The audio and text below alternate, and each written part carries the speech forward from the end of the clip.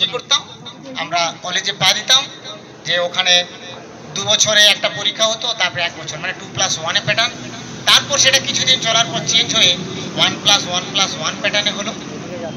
তারপর আবার কি মনে হলো 2017 সাল থেকে সিবিসিএস বলে একটা কি নাম চলে এলো, চয়েস বেসড ক্রেডিট সিস্টেম। সেটা কিছুদিন চলেছিল।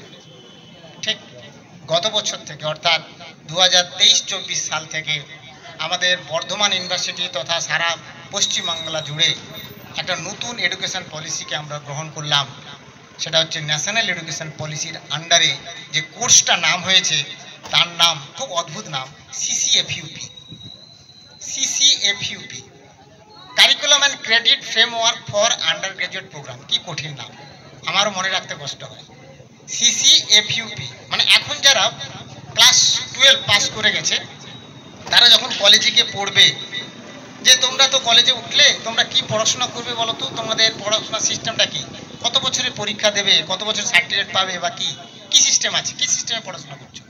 আগে আমরা বলতাম 2+1 সিস্টেমে, তারপরে বললো না 1+1+ সিস্টেমে, তারপর লোকজন বললো কি সিবিসিএস সিস্টেমে, কিন্তু এখন বলছে সিসিএফইউপি সিস্টেমে।